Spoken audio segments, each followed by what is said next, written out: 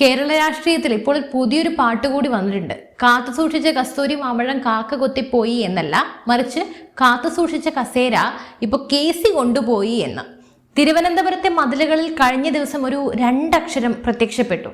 കേസി വെറുമൊരു പോസ്റ്ററായിട്ടല്ല, മറിച്ച് പ്രതിപക്ഷ നേതാവായ VD സതീശന്റെയും മുതിർന്ന നേതാവ് രമേശ് ചെന്നിത്തലയുടെയും രാഷ്ട്രീയ മരണക്കുറിപ്പാണ്. കുഞ്ഞൂഞ്ഞിന് ശേഷം കേസി എന്ന് എഴുതി വെച്ചവന്റെ തൊലിക്കെട്ട് സമ്മതിക്കണം. ജനഹൃദയങ്ങളിൽ ജീവിച്ച ഉമ്മൻചാണ്ടി എവിടെ കിടക്കുന്നു? ഡൽഹിയിലെ AC മുറികളിൽ രാഹുൽ ഗാന്ധിയുടെ ഫയലും തൂക്കി നടന്ന് ഭാഗ്യം കൊണ്ട് പദവികൾ ഒപ്പിച്ചെടുത്ത KC വേണുഗോപാൽ എവിടെ കിടക്കുന്നു? പണിയെടുക്കുന്നത് ഇവിടെയുള്ള സതീശനും ചെന്നിത്തലയും, പക്ഷേ വിളവെടുക്കാൻ വരുന്നത് ഡൽഹിയിൽ നിന്ന് കേസി. ഇത് ഞാൻ പറഞ്ഞതല്ല, ഇപ്പൊ കോൺഗ്രസ്സുകാരെന്ന് പറയുന്നതാണ്. ഇതെന്താ KC വേണുഗോപാലിന്റെ തറവാട് വകയാണോ കേരളം എന്നും ചോദിക്കുന്നുണ്ട്. ഡൽഹിയിൽ ഇരുന്ന് ചരട് വലിച്ച് കേരളത്തിലെ കോൺഗ്രസിനെ ഒന്നാകെ വിഴുങ്ങാൻ നിൽക്കുന്ന ഈ ഡൽഹി സുൽത്താന്റെ അണിയറ നീക്കങ്ങളാണ് നമ്മൾ ഇന്ന് പൊളിച്ചെടുക്കുന്നത്. സതീശന്റെ മുഖ്യമന്ത്രി മോഹവും ചെന്നിത്തലയുടെ ഗ്രൂപ്പ് വൈരാഗ്യവും KCയുടെ മുന്നിൽ എങ്ങനെ നിഷ്പ്രഭമാകുന്നു? നമുക്ക് ആദ്യം ഈ പോസ്റ്ററുകളിൽ നിന്നും ആരംഭിക്കാം, അല്ലേ? തിരുവനന്തപുരത്ത് ഉടനീളം ഓസിക്ക് ശേഷം KC എന്ന് ഒട്ടിച്ചിരിക്കുന്നു. ഇതിലും വലിയൊരു കോമഡി അടുത്ത കാലത്തൊന്നും കേരളം കണ്ടിട്ടില്ല. ഉമ്മൻചാണ്ടി എന്ന നേതാവ് ജനങ്ങൾക്കിടയിലൂടെ നടന്ന് വോട്ട് നേടിയ ആളാണ്, പ്രിയപ്പെട്ടവനാണ്. എന്നാൽ KC വേണുഗോപാലോ കേരളത്തിൽ ഒന്ന് മത്സരിക്കാൻ പോലും പേടിച്ച് രാജസ്ഥാനിലേക്ക് ഓടിയാൾ. ഇപ്പോൾ അവിടെ കാലാവധി കഴിഞ്ഞപ്പോൾ വീണ്ടും കേരളത്തിലേക്ക് കണ്ണുവെക്കുന്നു. ഇത് വെറുമൊരു പോസ്റ്റർ ഒട്ടിക്കലല്ല, കൃത്യമായൊരു സോഷ്യൽ എഞ്ചിനീയറിംഗ് ആണ്. ഇപ്പോൾ വമ്പൻ വിജയം 102 സീറ്റോടെ UDF അധികാരം പിടിച്ചെടുത്തപ്പോൾ ഉമ്മൻചാണ്ടിയുടെ ആരൂപമായി KCയെ പ്രതിഷ്ഠിക്കാൻ കുറച്ച് പെയ്ഡ് PR ടീമുകൾ നല്ലോണം പണിയെടുക്കുന്നുണ്ട്. ഉമ്മൻചാണ്ടിയുടെ മക്കൾ പോലും ഈ താരതമ്യം കിട്ടാൻ നെറ്റ് ചൊളിക്കും. പക്ഷേ KCക്ക് അതൊന്നും പ്രശ്നമല്ല. തനിക്ക് കിട്ടേണ്ട മാമ്പഴം അതാര് കാത്തു സൂക്ഷിച്ചതായാലും ശരി, കൊത്തിക്കൊണ്ടു പോകാൻ അദ്ദേഹം മിടുക്കനാണ്. സതീശനും ചെന്നിത്തലയും ഇതിനെതിരെ ഒന്നും പറയുന്നില്ല. എങ്ങനെ പറയും? പറഞ്ഞാൽ പിറ്റേ ദിവസം ഡൽഹിയിൽ നിന്നും ഫോൺ കോൾ വരും.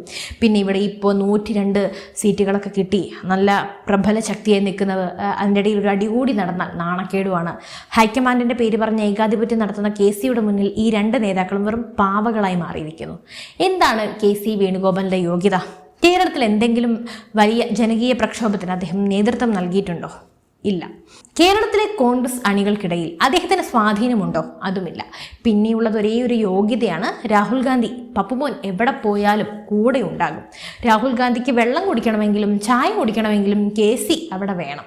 പിന്നെ രാഹുൽ ഗാന്ധി പല മണ്ടത്തരങ്ങളും വിളിച്ചു പറയുന്നത്, അതിന് ബുദ്ധി ഉപദേശിച്ച് കൊടുക്കുന്നത് KC ആണെന്നൊരു കേട്ടുകേൾവിയുണ്ട്. ഇതിനെയാണ് നമ്മൾ മൂടുതാങ്ങി രാഷ്ട്രീയം എന്ന് വിളിക്കുന്നത്.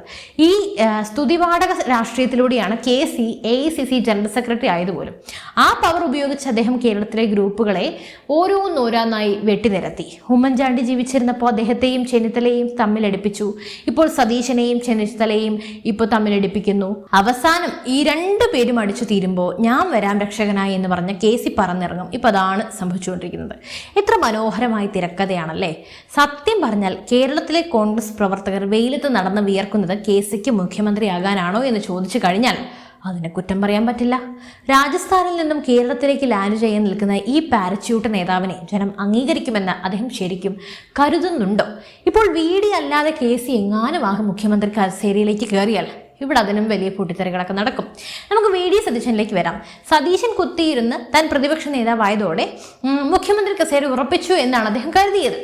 നിയമസഭയിൽ ഡയലോഗുകൾ അടിക്കാനും ഷൈൻ ചെയ്യാനും സതീശന് നല്ലതുപോലെ അറിയാം. പക്ഷേ സംഘടനയ്ക്കുള്ളിൽ സതീശൻ ഒരു 0 മാത്രമാണ്. കാരണം സതീശനെ ആ കസേരയിൽ ഇരുത്തിയത് KC ആണ്. KC വിചാരിച്ചാൽ ഇന്ന് സതീശൻ ആ കസേരയിലുണ്ട്.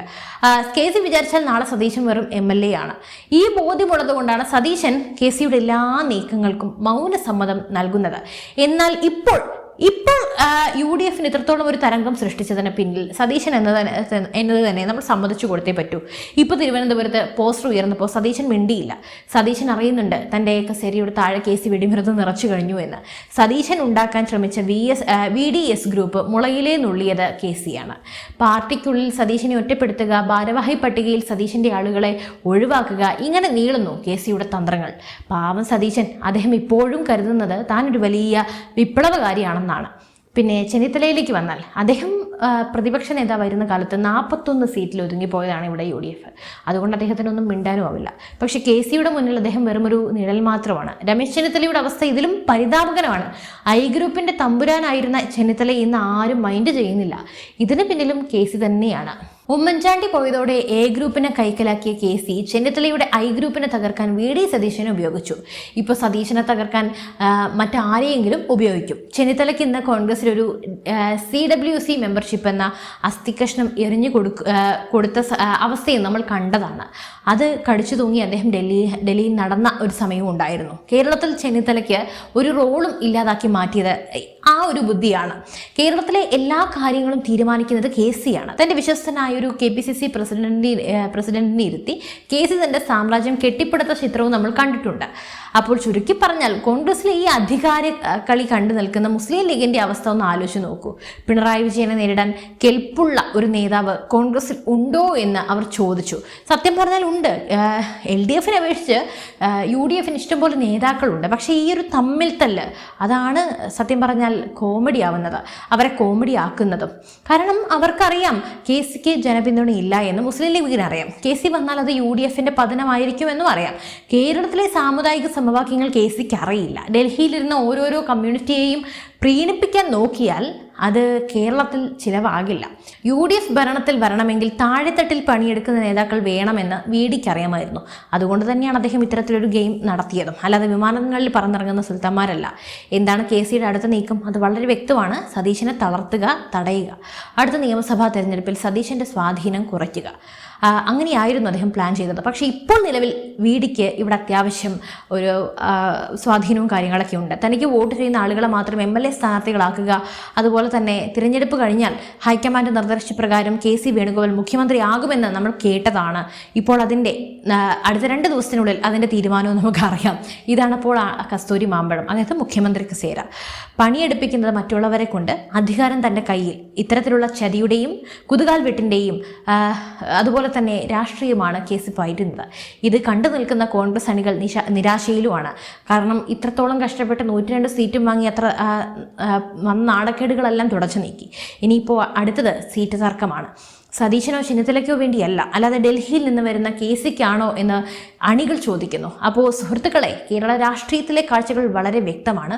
ഉമ്മൻചാണ്ടി എന്ന ചാണക്യന് ശേഷം കോൺഗ്രസിനെ നയിക്കാൻ വരുന്നത് മറ്റൊരു ചാണക്യനല്ല, മറിച്ചൊരു തന്ത്രശാലിയായ അധികാരമോഹിയാണ്. KC എന്ന 2 അക്ഷരത്തിലേക്ക് ഭരണസിംഹാസനം എത്തുമോ എന്നത് കാത്തിരുന്ന് കാണേണ്ടതാണ്. പക്ഷെ ഒരു കാര്യം ഉറപ്പാണ്, സതീശനെയും ചെന്നിത്തലയും ഔട്ടാക്കി KC നടത്തുന്ന ഈ കളി അത് കോൺഗ്രസിനെ കേരളത്തിൽ വീണ്ടും അപ്രസക്തമാക്കിയേക്കും. തീർച്ചയായും വരുന്ന ഒരു വർഷത്തിനുള്ളിൽ തന്നെ ഇതിൻ്റെ ഒരു ദുരന്തം നമ്മൾ കാണേണ്ടി വരും. ജനങ്ങളുടെ പ്രശ്നങ്ങൾ പഠിക്കാനോ അവർക്ക് വേണ്ടി പോരാടാനോ KCക്ക് സമയമില്ല. അദ്ദേഹത്തിന് രാഹുലിൻ്റെ കൂടെ സെൽഫി എടുക്കാനും ഡൽഹിയിൽ ഗ്രൂപ്പുകൾ നിയന്ത്രിക്കാനുമാണ് താല്പര്യമെന്ന് ഈ കഴിഞ്ഞ കാലങ്ങളിൽ നമ്മൾ കണ്ടു. ഇത്തരം നേതാക്കളെ കേരളത്തിലെ ജനങ്ങൾ എന്തായാലും തിരിച്ചറിയും.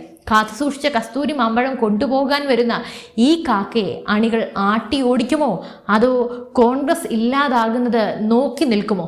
നിങ്ങളുടെ അഭിപ്രായം തീർച്ചയായും താഴെ കമൻറ്റ് ചെയ്യൂ. അതുപോലെ തന്നെ സതീശനാണോ, ചെന്നിത്തലയാണോ, അതോ KC ആണോ ആ മുഖ്യമന്ത്രി കസേരയിൽ ഇരിക്കാൻ യോഗ്യനെന്ന് നിങ്ങൾ തന്നെ പറയൂ. നിങ്ങളുടെ അഭിപ്രായങ്ങൾ തീർച്ചയായും താഴെ കമൻറ്റ് ബോക്സിൽ രേഖപ്പെടുത്തുക. വീഡിയോ ഇഷ്ടപ്പെട്ടാൽ ഷെയർ ചെയ്യുക. മറ്റൊരു രാഷ്ട്രീയ വിശകലനവുമായി വീണ്ടും കാണാം. നന്ദി.